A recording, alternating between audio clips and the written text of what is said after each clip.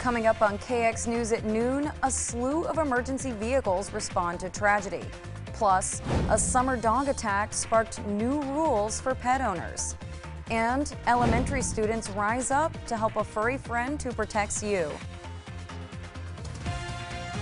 Putting North Dakota first. KX News at noon starts now. Good afternoon and thanks for joining us. I'm Renee Cooper. In continuing coverage, around 10 o'clock Tuesday morning, the National Transportation Safety Board arrived at the site of where an air ambulance plane crashed. They are surveying the scene northwest of Mandan, trying to determine what happened.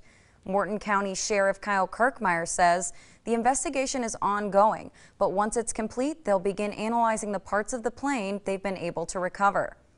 And this tragedy has made our community seemingly smaller as we remember the victims and their family and friends who are mourning together.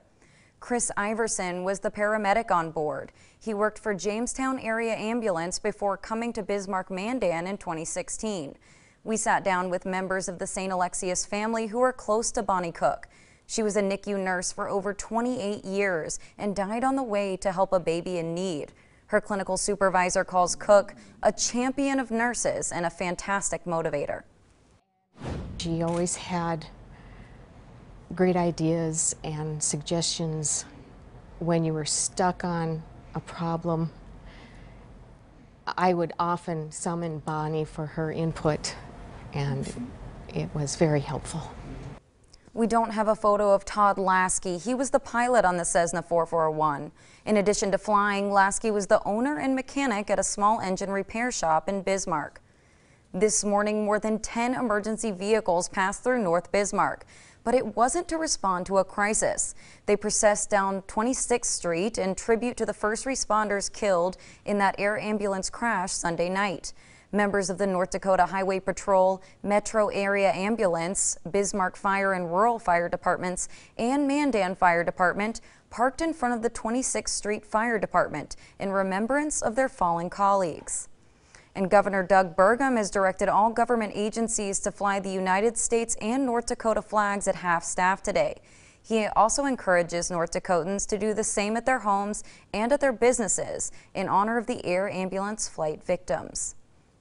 In other news, a DAPL protester injured during the heated Backwater Bridge incident is suing Morton County and other law enforcement.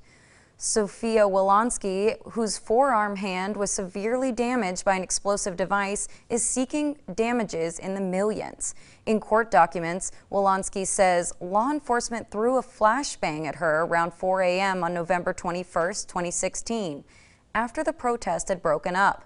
Law enforcement has said they were not throwing anything at protesters that would have caused that type of injury. In the U.S. District Court filing here in North Dakota, Wolonsky says her hand is disfigured and she has limited use of her left arm and hand. No further court dates have been set yet in the case. 2 people were killed in a head-on crash in northeast Minot Tuesday evening. According to the North Dakota Highway Patrol, a 26-year-old Bismarck man was heading west on 46th Avenue Northeast at 4:42 p.m.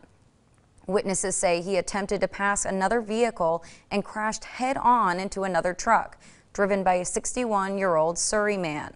The Surrey man died on scene, according to officials, and the Bismarck man was taken to a local hospital where he later died.